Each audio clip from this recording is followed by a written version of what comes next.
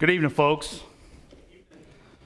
My name's Hank, and I'm a messenger from God. I'm here to tell you what I saw that night. I mean, that's the easy part, right? Just telling you. It's not my job to make you believe. That's not what I'm here for. I'm just here to tell you. I'm doing what I'm told. I'm following orders, kind of like a sheep. Sheep follows orders pretty good. They go where you tell them. They stay out of where you tell them not to if you hit them with that stick hard enough. But, I know sheep because I'm in the sheep business. I'm a shepherd.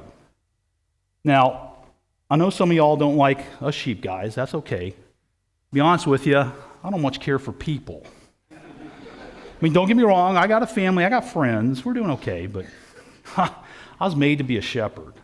I like everything about it. I like the hard work. I like, being outside, sleeping under the stars. I like taking care of the sheep. I take care of my sheep, my brother's sheep, my friend's sheep, my friend's brother's sheep, my brother's friend. Okay, well, I'm not here to talk about taking care of sheep. I take care of sheep. I'm here to tell you what I saw that night. It was exciting. I don't know if that's even a big enough word. It's the only word I got. It was very exciting. I mean, it was a perfect night. We was all out there in the pasture. It was me, my brothers, my friends, my friends' brothers, my brothers. We was all there, okay? We was all there. It's a perfect night, Stars overhead, just blazing, quiet, still. We had a little fire going, sheep were settling down, and all of a sudden, Bert starts singing. Bert was one of them guys that thought that singing added to a moment. Bert's singing did not. We said, Bert, just be quiet. Let's just enjoy this evening. So we're quieting down there, and then all of a sudden Simon, he points back over my shoulder there, and he says, well, there's something you don't see every day. I thought he's, just looking at a goat or some shooting star or something. And then one of the other guys said, yeah, there's a guy on the pasture. Well, that got my attention. I turned around and looked, and sure enough, over there's this guy. He was huge. He had just light just streaming out of him, just light shimmering, he was shining, well, like he's on fire. And he comes over towards us. He gets right up on top of us, and he says, don't be afraid. I was terrified. I was just frozen, just mesmerized. And he said it again. He said, don't be afraid. Folks, I hit the ground. I'm pulling sheep over me, trying to protect me from this fire guy, trying to shield me. And he says it again. He says, don't be afraid. And I said, well, don't be so scary then. And he went on. He said, behold, I bring you good news. For unto all mankind tonight is born a Savior in the city of David. And I'm going to prove it to you. You're going to find a baby down there in Bethlehem wrapped in strips of cloth, laying in a manger. Well, that made me feel a little bit better, the good news and everything, kind of come out from under them sheep. Well, that's not entirely true. They were terrified too. They wriggled loose and headed for the hills. But, I stood up, I dusted myself off there, and I looked up. I don't know how to describe it. There's an army of them fire guys just suspended there in the heavens. And in one big loud voice, they said, glory be to God in the highest, and peace on earth, goodwill toward men. And then they's gone. Bert took off running. He's running down that road headed for Bethlehem. He said, this is amazing. It's here. This has been foretold for hundreds and hundreds of years. It's the Savior. And he's gone. And we're thinking, well, where's he going? To Bethlehem? Well, let's go too. Let's go see what them fire guys was talking about. So we headed on in. And we got there after midnight. We kind of had to be quiet. But we met this old woman in the street. We said, ma'am, there been any babies born around here lately? She said she knew exactly what we was talking about. Said some guy came tearing through here just a minute before, just pulling doors open, looking for it. She said, what you're looking for, you're going to find in that outbuilding right down there behind that inn. So we headed on down there. We got there. Bert opened the door. He's coming out. He'd already seen it. He said, guys, this is nothing. Let's just go on back to the pasture. We said, Bert, what do you mean this is nothing? He said, I thought this was going to be big. I thought this was going to be the Messiah, a king, a conqueror. But there's just a poor family in there just gave birth to a baby. Simon said, Bert, what's that baby wrapped in? Bert said strips of cloth. And Simon said, well, Bert, don't you get it? That's what them fire guys was talking about. They said we would find a baby wrapped in strips of cloth. This isn't nothing, Bert. This is This is everything. I think the fire guys were right. So we went on in and saw it for ourselves, and sure enough, there's Mom, the baby, wrapped in strips of cloth, Dad, and he's laying in a goat's feed box, just like the fire guys said. Bert, this is big. This is the birth of the Messiah. And we got to be in on it. So we started talking about it. What do you think we ought to do with this? Because, we're just kind of nothing people here. We're just shepherds. Why did God let us in on that? And we chewed it over amongst ourselves, and we talked with the mom and the dad, and we thought, well, maybe we're just supposed to, tell people, just tell them. No yelling, Bert, just telling. Let's just tell people. Bert said he thought that'd probably be about right. So we stepped outside, and I think the moment just kind of washed over us, it just kind of hit us what this was. And we all got kind of quiet there, and Bert started singing. Bert, don't do that. Just hush. So that's it, folks. That's what I saw that night. I'm sorry that you missed it. I wish you could have seen it because it was big. And I'm not a fire guy, but I can tell you what I saw. Well, anyway, my name's Hank. I'm in the sheep business. Y'all have a good night and a Merry Christmas.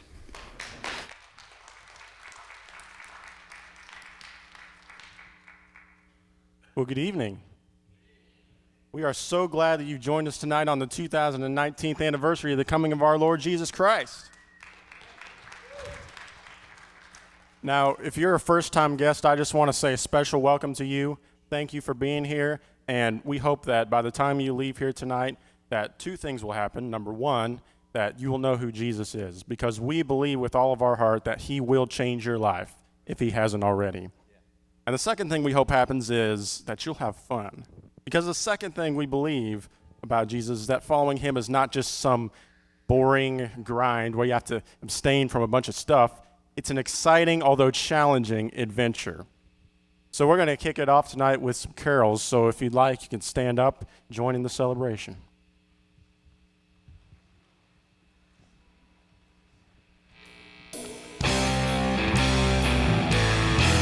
All right, let's sing together tonight. Hark the herald angels sing, glory to the newborn King. Peace on earth and mercy mild, God and sinners reconciled. Joyful all ye nations arise, join the triumph of the skies. With angelic hosts proclaim, Christ is born in Bethlehem. Hark the herald angels sing, glory to the newborn King.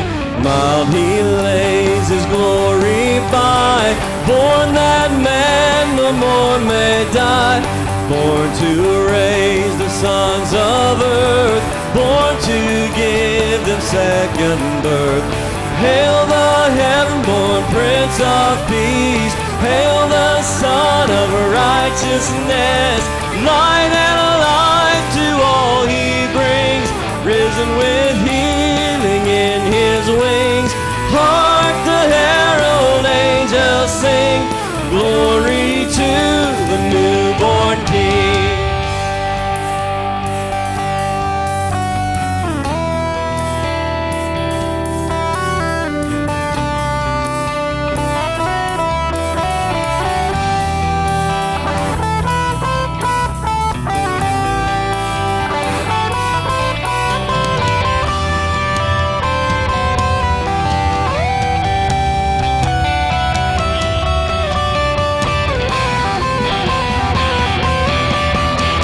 Yeah, let's sing again. Hark. Hark the herald angels sing, glory to the newborn King. Peace on earth and mercy mild, God and sinners reconciled. Joyful all ye nations rise, join the triumph of the skies. With angelic hosts proclaim, Christ is born in Bethlehem. Hark the herald angels sing, Glory to the newborn King.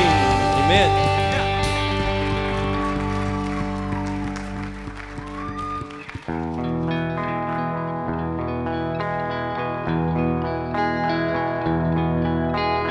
Oh, holy night, the stars are brightly shining.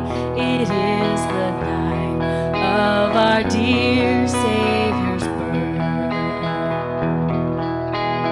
Long lay the world in sin and error pining, till He appeared and the soul felt its worth. A thrill of hope, the weary world rejoices, for yonder breaks a new and glorious morn. Fall on your knees,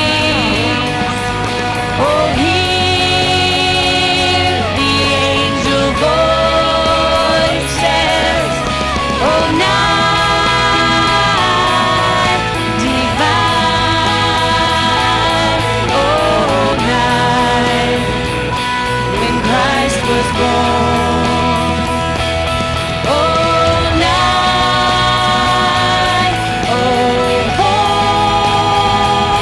holy night, oh, night divine.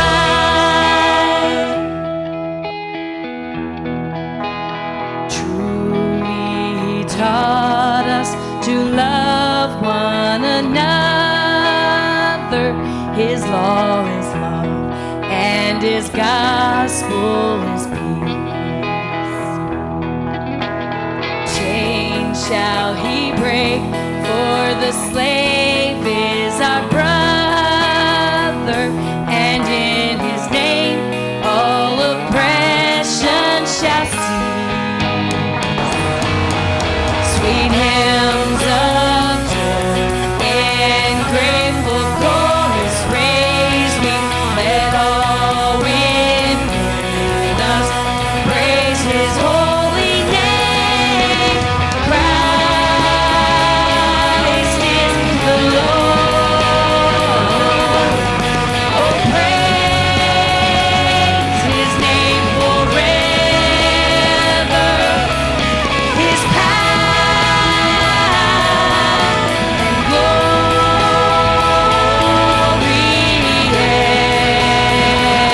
evermore proclaim. His power and glory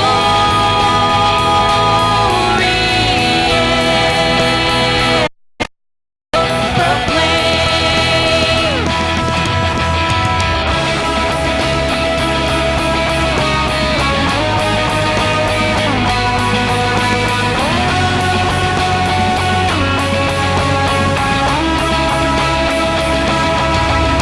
Oh, night divine, oh, night when Christ was born, oh, night, oh, holy night, oh, night divine.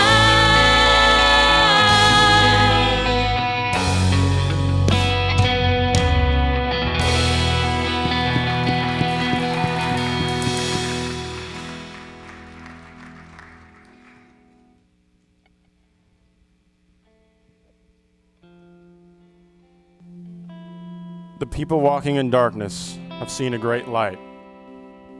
On those living in the land of the shadow of death, a light has dawned. For to us a child is born, to us a son is given, and the government will be on His shoulders, and He will be called Wonderful Counselor, Mighty God, Everlasting Father, Prince of Peace.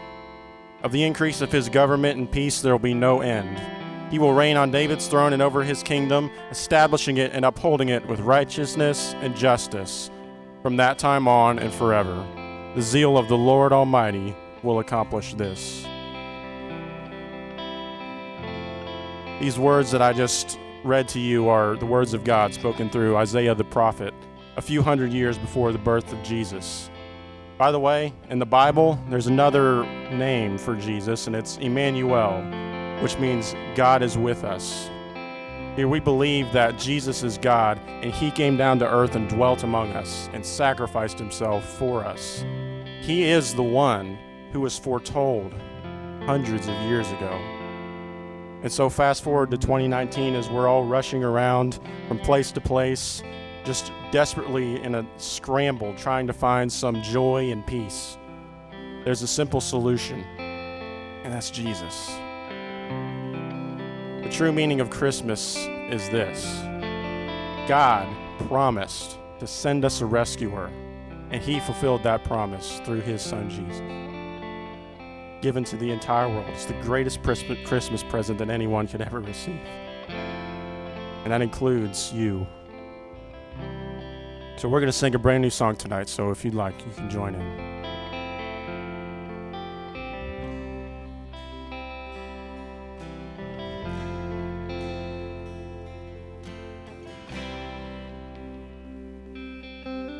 All I want for Christmas is a Messiah, born to be a king, died to be a Savior, Holy One of Israel.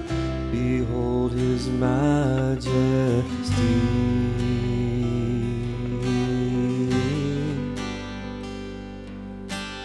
All I want for Christmas is a Messiah. Father, you have given hope for all the world. They call him Emmanuel, the Prince of Peace.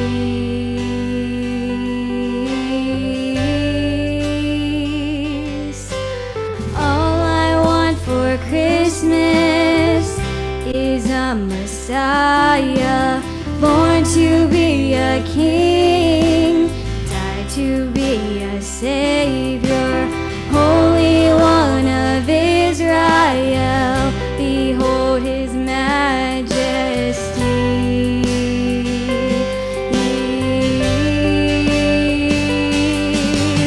All I want for Christmas is a Messiah. Father, you have given hope for all the world. They call him Emmanuel, the Prince of Peace.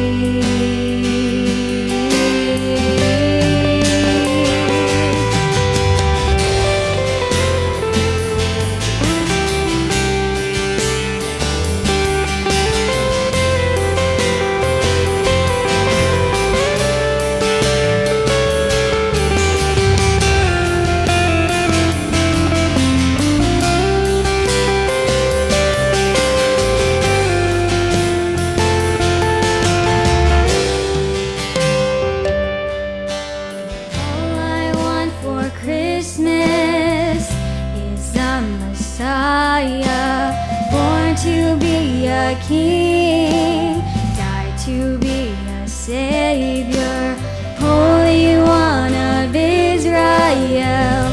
Behold his majesty.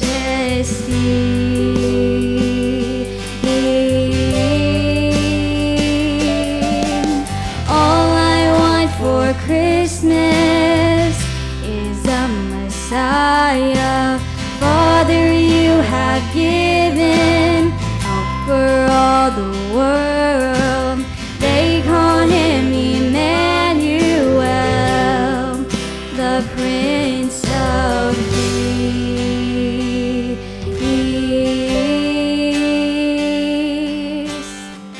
Behold his majesty.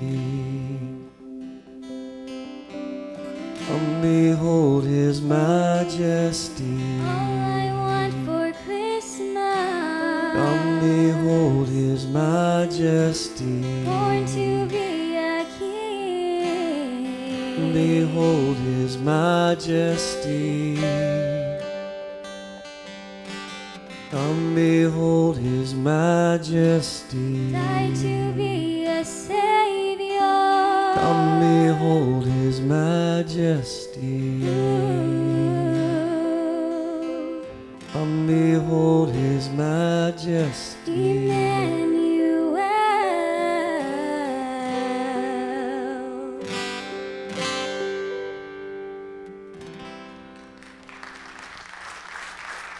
Thank you. You can be seated.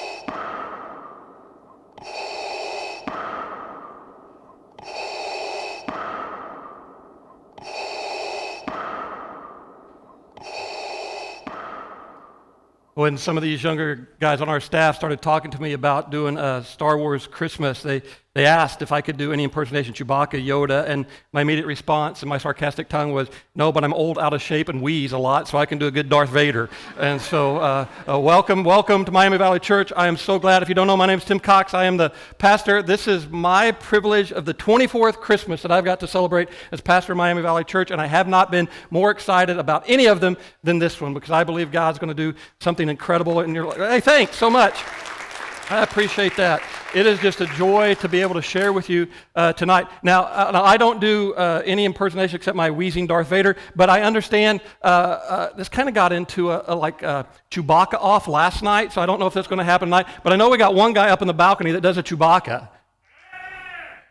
All right. Anybody else? Yoda, Chewbacca? Anybody else in the room? Feel free, jump in. Nobody else wants to do that? All right, that's all right. If you want to later, that's fine. No, not really. Wait till after things are over. But we're just so excited. But I know some of you came tonight because you were invited and you wanted to be here. But the real reason you came was you heard that you could win free tickets to a special screening of Star Wars. So when you walked in tonight, you should have gotten a card that looks like this. And here's what I need you to do. If you want to be registered in the drawing to win tickets, if your name is drawn, you'll get 2 tickets. Our church has reserved a special screening this Thursday night, 7 o'clock at the Cinemark Theater, just right there by the Dayton Mall, by Home Depot. And so all you have to do is fill your name, email, phone number. You're the last group. We've had 2 other services, so can I just beg you, please make it legible? Because we pull so just please, as good at handwriting as you can. Make sure, let us know your first-time guest, attender, which service you were at, and then tonight, immediately after the service, we'll do a drawing, and you will receive an email tonight letting you know that you've won with instructions when to show up on Thursday. It'll be followed up by a text message tomorrow, and we need you to also, if you would please respond, say, yep, I got the message, I won, we'll be there. Let us know, because we want you to have a chance. We just want to give you a gift to say thank you for spending part of your Christmas with us. And so make sure to fill that out. When you walk out, if you're downstairs, there are 2 boxes in the back of the room. Upstairs, there's a box up there. If you walk out, you'll find myself, you'll find some other staff. Just hand it. We'll make sure it gets in the drawing. And no, we don't take bribes. So just in case some people tried. So the Chewbacca guy last night tried to bribe me to make sure he won, but it just didn't happen. So just make sure that you do that. But all that said, a Star Wars Christmas. How can they do that? What's that really all about?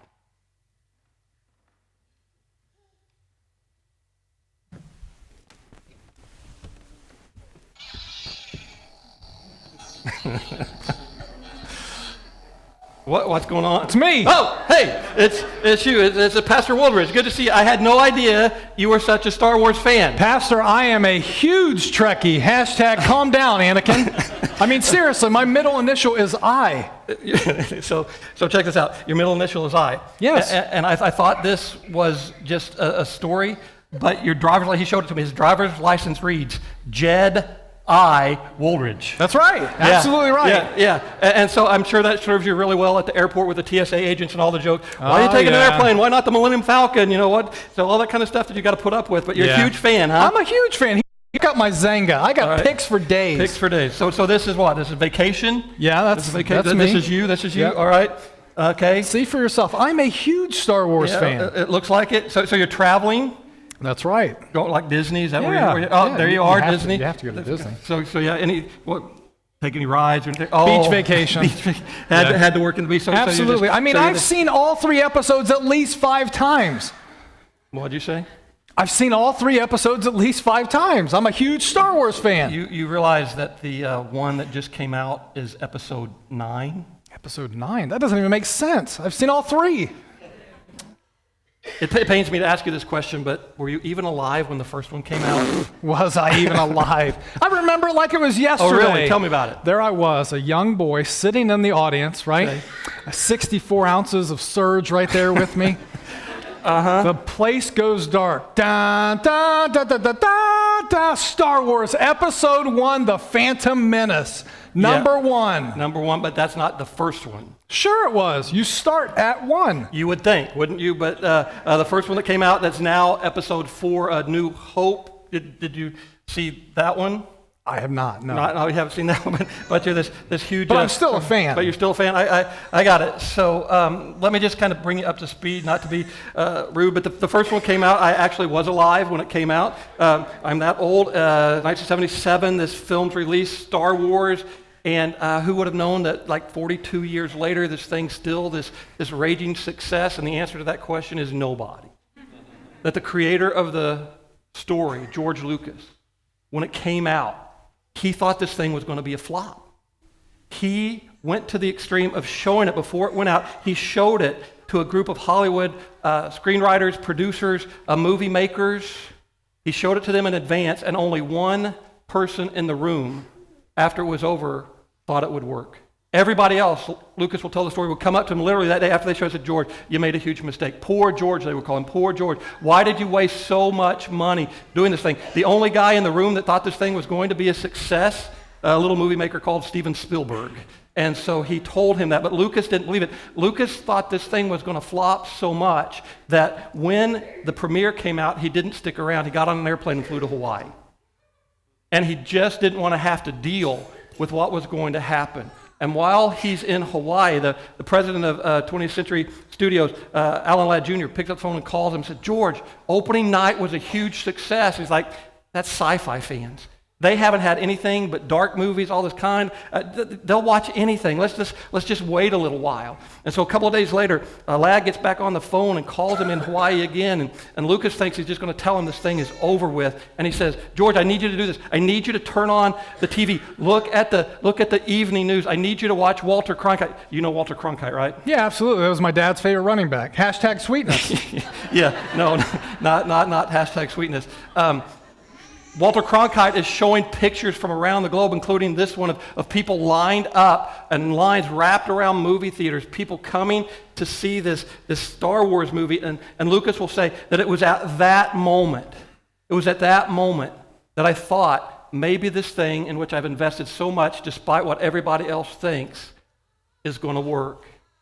And I got a hunch. There might be some of you who have a dream, and everybody else around you tells it won't happen.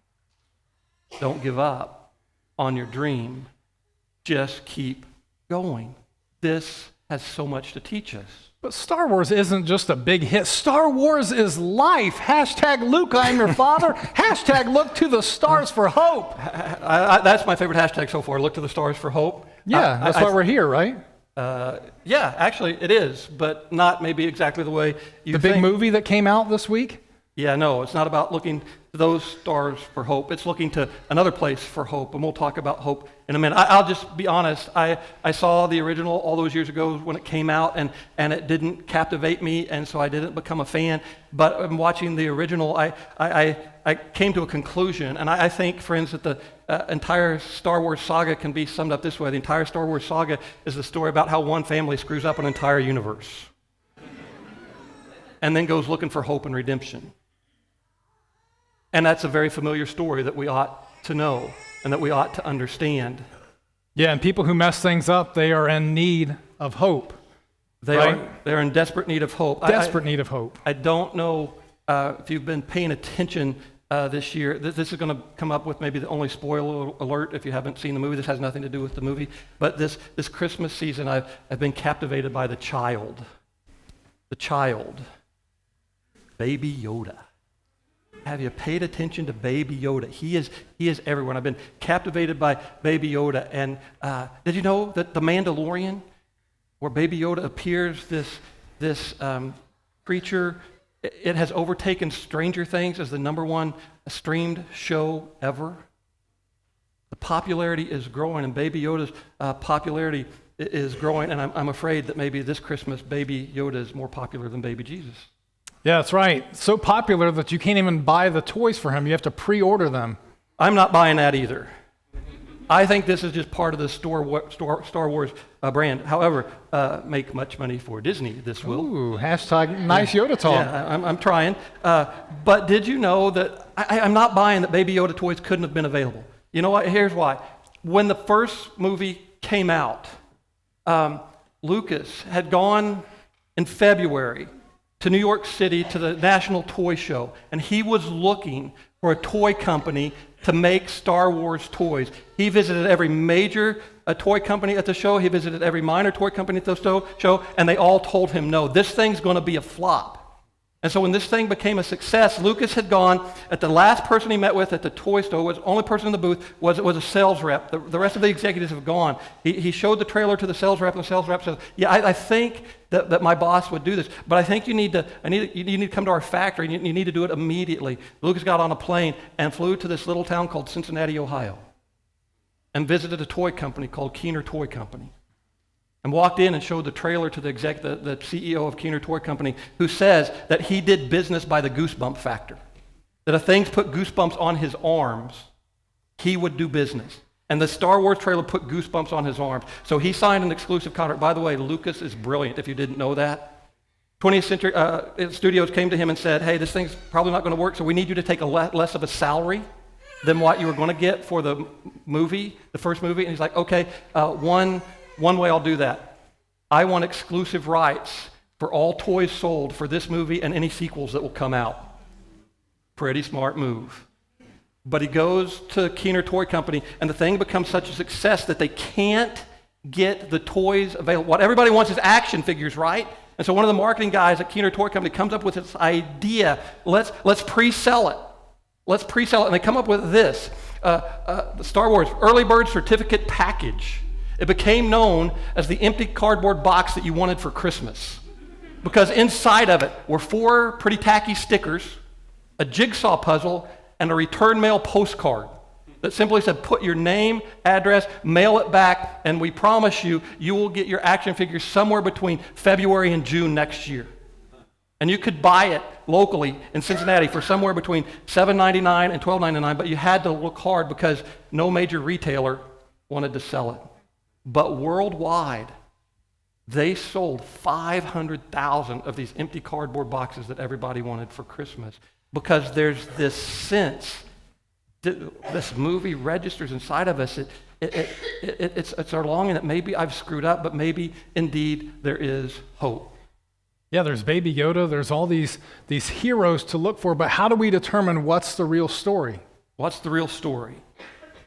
Baby Yoda is now a part of the story as he comes out on The Mandalorian, and he's captivated my attention, and I don't want to make too many spiritual connections, because I don't think it's a Christian movie, and I don't think they're trying to necessarily make a Christian point, but I think this story of Baby Yoda is grabbing my heart, because here's this lovable infant of questionable parentage infused with the life force of the universe inside him.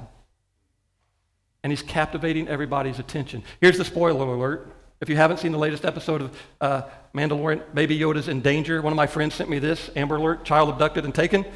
Last seen on Navarro. It's the story of the Scriptures. That there was somebody out for the baby Jesus, and they pursued him, and they wanted him to die, and his parents would have to flee to the land of Egypt just to protect him, that this infant is that important, and he has to be protected. But we need to be careful. There was a New York Times headline that caught my attention recently. Just last week it says this: Baby Yoda is your God now. Wow. And I know you can't read it, but underneath the picture, it reads this way: the lovable creature from The Mandalorian is officially called the Child, but the internet has dubbed him Baby Yoda. And watch out, he may grow up to be your master. And And it's the story of Jesus. He would grow in wisdom and stature and favor with God and favor with man. And they would call him Lord, which simply means master. And that's what he wants to be in our lives. But how do you determine what's real? When Disney bought Lucasfilms for a ridiculous amount of billions of dollars, they had a decision to make. How are we going to keep everybody engaged in the story? There's so much else out there, so many other things that have come into the Star Wars brand, but how do we do it? So Disney made a decision that they would all of a sudden decide what was canon and what was legend or legacy. And what they would say was what you need to pay attention to is what was canon. In fact, the executive vice president of Disney says this: when Disney purchased Lucasfilms, they rendered the old expanded universe non-canon. Canon means it's the rule, it's the standard. And did you know that's one of the words used to describe the Bible? It's the canon. It's the rule. And what Disney says is pay attention to the canon, because everything else on the periphery, it distracts from the story. It's details that you don't know. It's details that are wrong. Pay attention to the canon. And we need to do it with the scriptures. Because Christmas is the prime example. There is so much that has sprung up over the years about Christmas. And there are people who think they're huge Jesus fans. And they've read like 3 chapters and they got all the details wrong. And there are people who think, well, I was around when the original was there, and if you don't believe it looks like me, then you don't know anything. But what we need to zero in on is what does the canon say? What does the Bible tell us? And get rid. By the way, if you've been around Miami Valley Church very long, you'll know this. And you've forgiven me, and if you're a first-time guest, I just need to tell you, if you invite me to your home this Christmas season and I walk into your home and the wise men are anywhere near your manger, I'm going to have a problem. Because the wise men don't show up for 2 more years. They don't come to the stable. They don't come to the manger. They come to the house. See, that's what I'm talking about. There are all of these things that are in the canon, but we've got all this legacy. We've got all this legend around it that we miss the story. And one of the most fascinating things about this story, 4 accounts of Jesus' life in our canon, the Bible, Matthew, Mark, Luke, and John. And 2 of the biblical writers give us the wise men and the shepherds and the angels and the manger and Mary and Joseph. But the other one, his name is John. He gives us a different picture. He gives us some in the Gospel of John, and he gives us some in a book he writes later. It's the last book of the Bible called Revelation. This is the nativity story that John gives us in the canon. I saw a woman clothed with the sun, the moon beneath her feet, and a crown of 12 stars on her head. She was pregnant, and she cried out because of her labor pains and the agony of giving birth. Then I witnessed in heaven another significant event. I saw a large red dragon with 7 heads and 10 horns with 7 crowns on his head. His tail swept away 1/3 of the stars in the sky, and he threw them to the earth. He stood in front of the woman as she was about to give birth, ready to devour her baby as soon as he was born. But she gave birth to a son who was to rule all the nations with an iron rod. Her child was snatched away from the dragon and was caught up to God and to his throne. Did you catch that? It says that there was a large red dragon with 7 heads, 10 horns coming out of it, and 7 crowns. Wow, just imagine that sight with me just for a moment. Seeing that. It would be intriguing, to say the least. You would be fixated on it.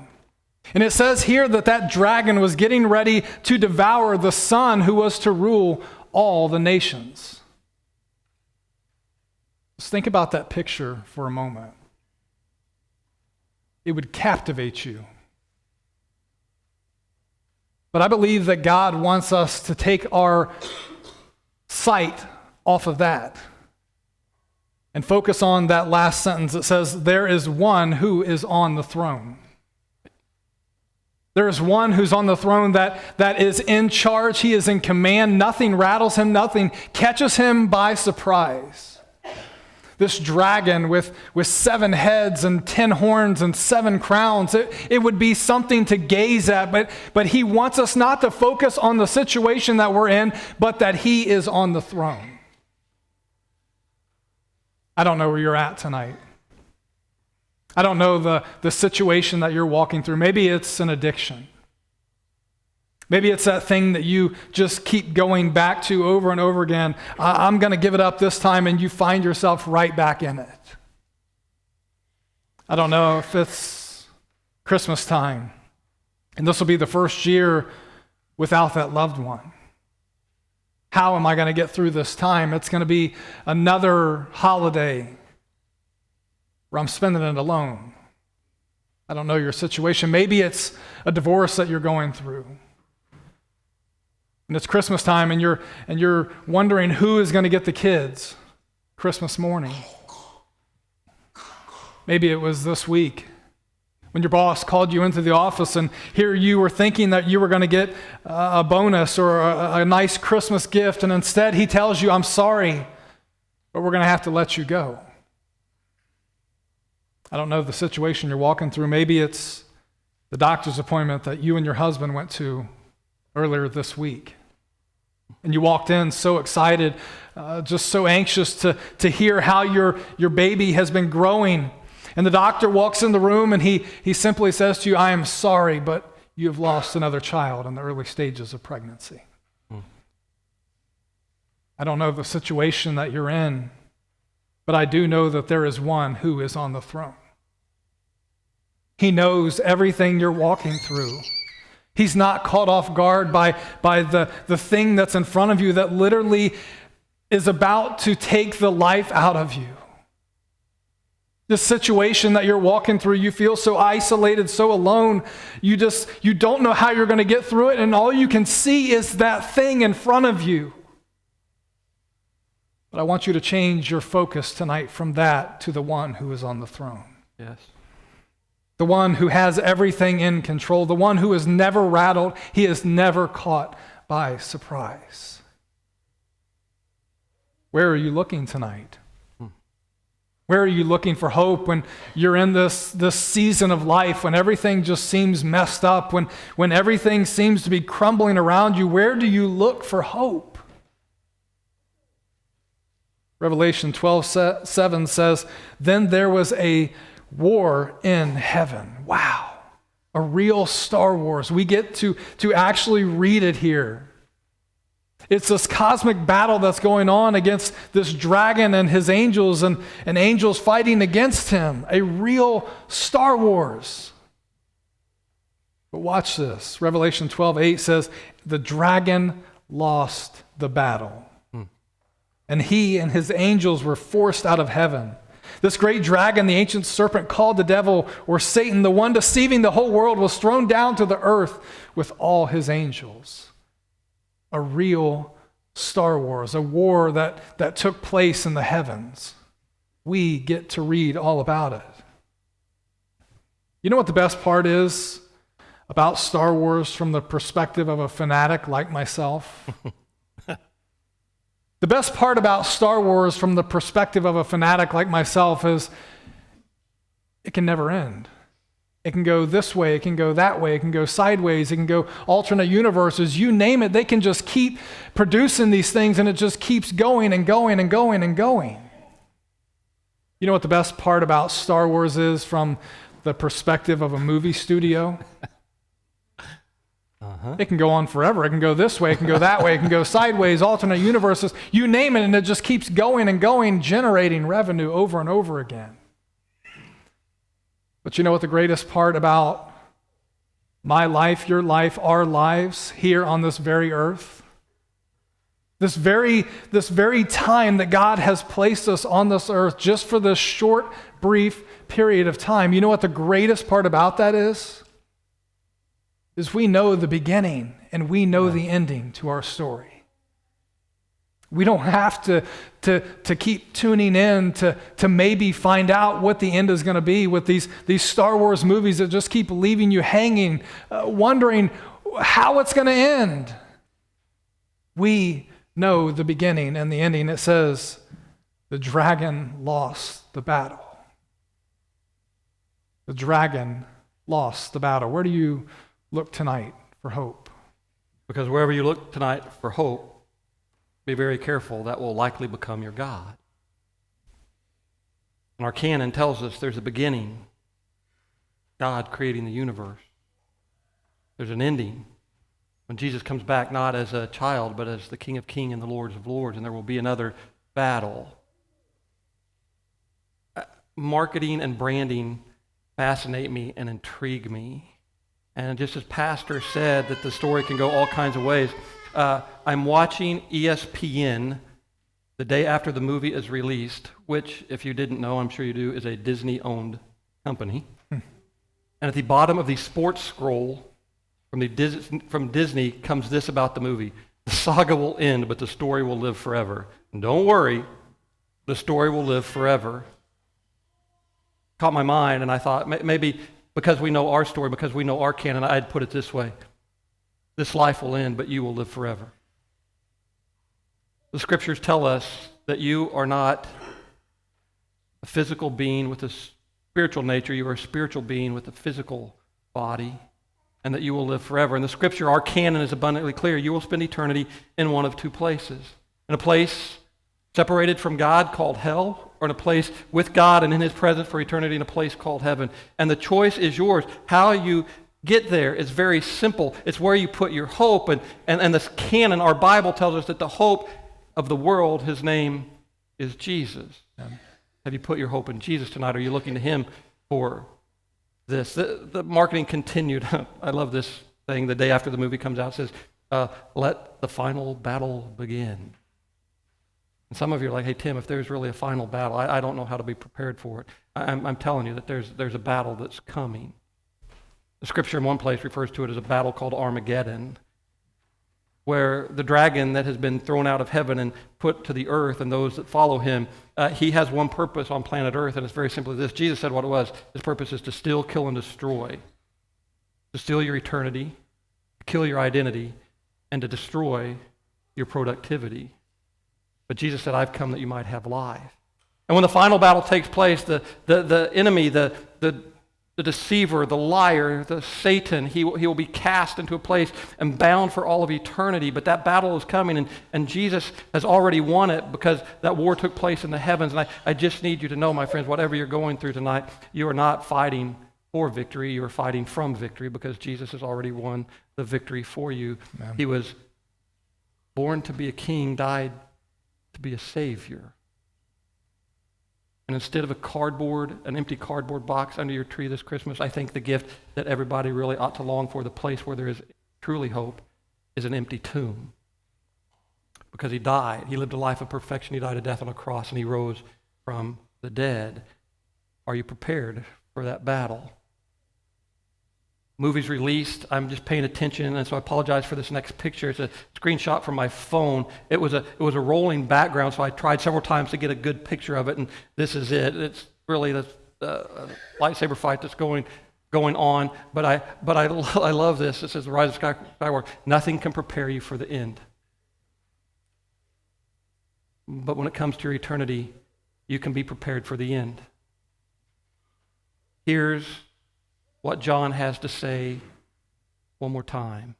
In the beginning was the Word, and the Word was with God, and the Word was God. He has always been alive. He himself is God.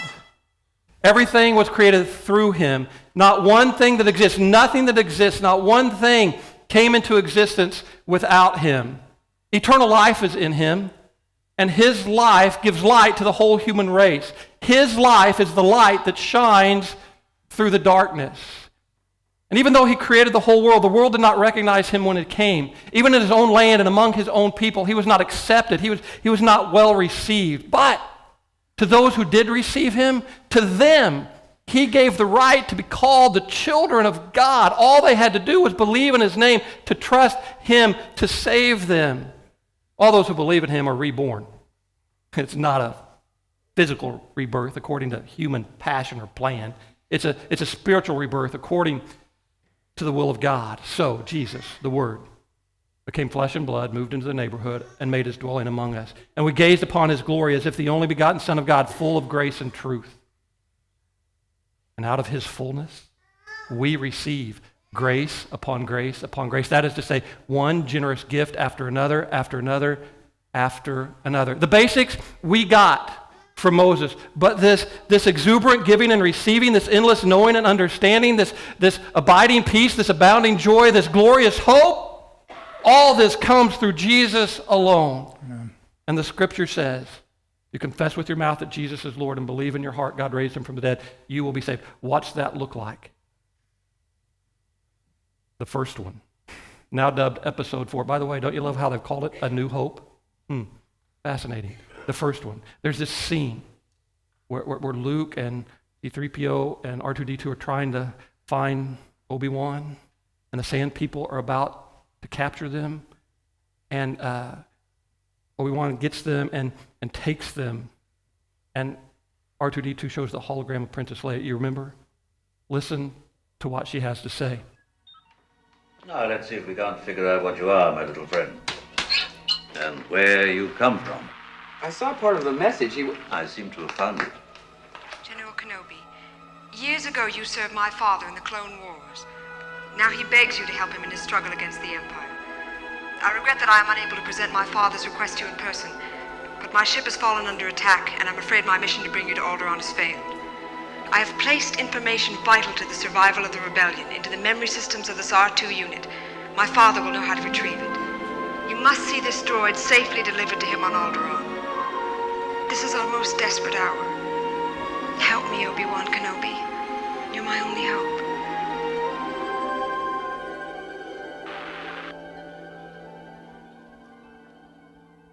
That's a prayer for salvation. That's a prayer for deliverance. This is our most desperate hour. I need your help. You're my only hope. And that's what we need to say to the God of the universe. To all who believed in him, to them he gave the right to be called children of God. All you have to do is believe, trust him to save you. And it's those kind of words. God, I'm desperate. I need help. You're my only hope. Have you ever got that desperate where you've trusted Jesus as your only hope? That's what it means to be saved. That's what our canon, that's what our Bible tells us salvation is. Trusting him as your only hope for eternal life. One last thing before we pray. Before that scene when Ben Kenobi finds Luke and C-3PO and R2-D2, Luke tries to tell him that they're trying to find R2-D2's owner. You remember? And he says, well, who is it? And he says, we're looking for Obi-Wan Kenobi. And old Ben Kenobi takes a step back and see this look on his face, and he says, Obi-Wan, that's a name I haven't heard in a very long, long time. Oh, do you know him? I know him. He is me. To those who believe in him, he gave the right to be called children of God. Maybe that's a name you haven't heard in a very long, long time. Because life has beat you up. Hope is gone. He calls you his child, and he asks you to believe in him. Father, thank you that your truth can be found everywhere. Thank you that because we're part of a family that screwed everything up, that our spiritual parents ate and we've tasted the consequences of disobedience ever since.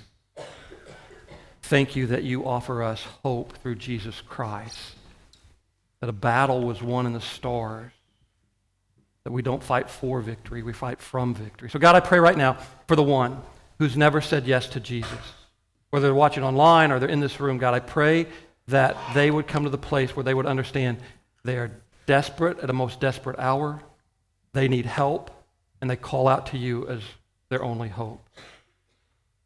Father, maybe they just say a prayer like this, God, I don't understand it, but life's just beating me up, and I want to be called a child of God. I don't understand it all, but I believe that Jesus died for me and rose from the dead for me so that I could have eternal life. I need you to help me. I need you to rescue me. Come into my life, Lord Jesus. If you're watching online and you've made that decision, would you let us know? You can put it in the comments. If you're just in the room, nobody's looking around but Pastor Jed and I. If you just prayed a prayer like that tonight, just very quickly, would you lift your hand up so I can just pray for you? It's the most important decision. Thank you for those hands that are going up. Anybody else? Thank you. If that's a decision you want to make and need to make, we'll be hanging around down front. We'd love to talk with you more about that decision. Father, thank you that Jesus came and died and rose so that we could have life. We're desperate. We need help. You're our only hope.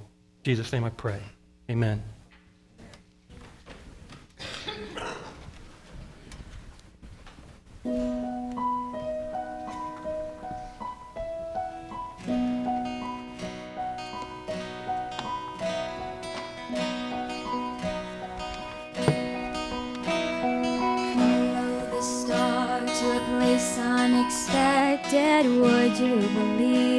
After all, we've projected a child in a manger.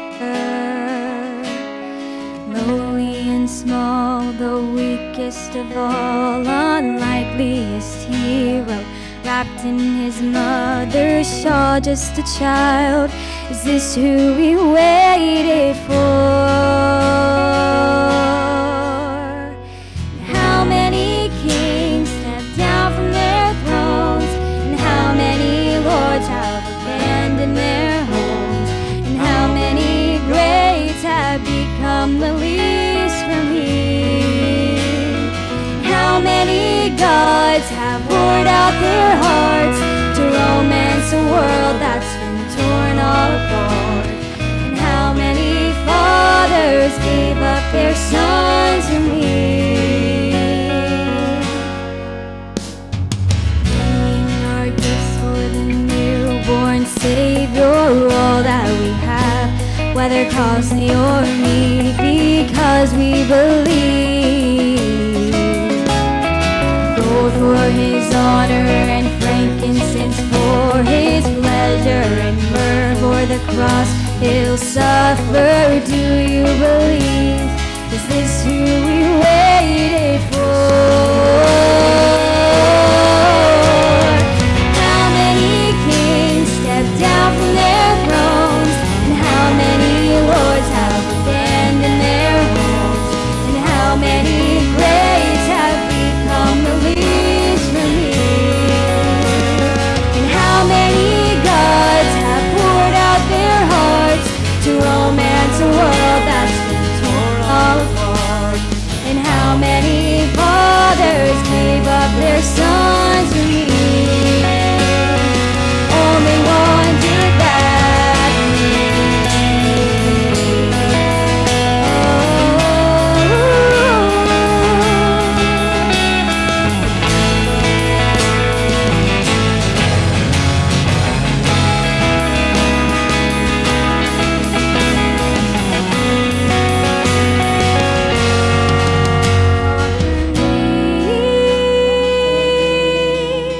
Offer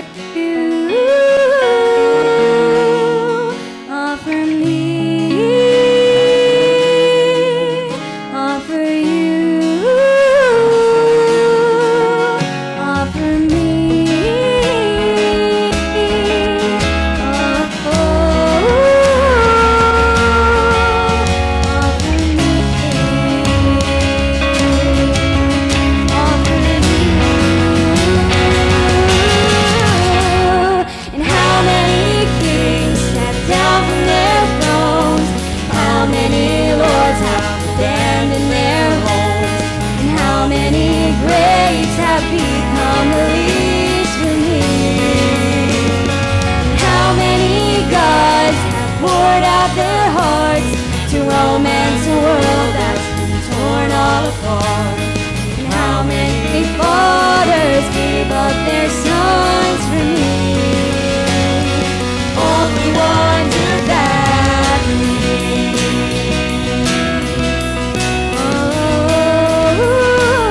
All for me,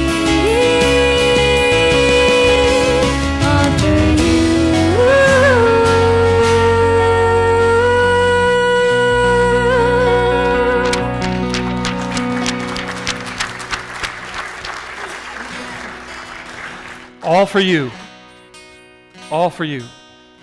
One of the other legacy things, legend things that's out there, another pastor pet peeve, is I just despise the saying, Jesus is the reason for the season. No, he's not. You are.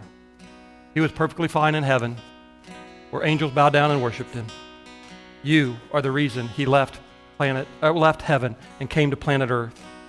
I'm thrilled that you're here tonight. Make sure that you filled out your card if you want to be registered in the drawing to win 2 free tickets to Rise of Skywalker on Thursday night at 7 o'clock. Put it in the box. You can hand it to me. You can hand it to Pastor Jedi on the way out the door if you want to do that. We would just love to give that. The drawing will be held later tonight. You'll get an email. You'll get a text. And then just be watching. We'd love to have you be part of that with us. If you're a guest tonight, I need to ask you to do me a favor. Ignore what I'm about ready to say and keep your wallet in your pocket. because this is our gift to you. We're not interested in your money tonight. But to those of you who are part of Miami Valley Church, you know every year we do an end-of-the-year offering, and we set a big, audacious goal this year for $60,000 as our end-of-the-year offering. $24,000 of that will go to help start churches in Southeast Asia to train pastors. $24,000, that's just going to be poured right back into Miamisburg as we work with an organization called Hope for Miamisburg and all the nonprofits that are doing such great work in our community to share and show the love of Jesus. And so, and then the other $12,000 is just going to help us do whatever God calls us to do next. I just want to tell those of you who are part of the church family that as of today, we're 42% of that, is that right, Pastor Kevin? 42% of that goal already, so thank you for your abundant generosity. If you'd like to give, there's a green envelope there. You can just put your check. You can give online as well, but if you haven't given your end-of-the-year gift, Miami Valley Church, we'd love for you to do that. If you're looking for a church home, we would love to have you come back and visit us. We just want to warn you, we're a bunch of sinners that are learning to receive grace upon grace upon grace.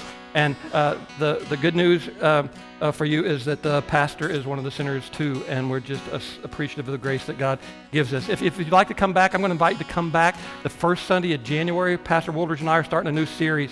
We're just calling it Steps and Stops, so that 2020 is not all hindsight. Have you ever gotten to the end of the year and like, good grief, I messed up every step I took and every stop that I had? It's taken from Psalm 37 where it says, the steps of a good person are ordered by the Lord, their stops also. So we're just going to be looking, how does God help us to trust him and do good? We're going to boil it down to 6 words. So come back the first Sunday of January. We'd love to help you find how you can trust God more. And then on your way out the door, whether you're part of our church or not, we're going to put one of these in your hands. It's just what if. Our church has some goals and our church has some dreams for what God wants to do in our lives in 2020, and they're just kind of spelled out on the back. So even if you're not part of the church, I would ask you to do me a favor. Take it, put it someplace where you can see it, and pray for us that we would be faithful to do what God's called us to do, because we believe Jesus Christ is the hope of the world. And we also believe, as Ryan said earlier, faith is a journey, not a guilt trip. And we're going to enjoy this journey together. God loves you. He came for you. Merry Christmas. Have a great night.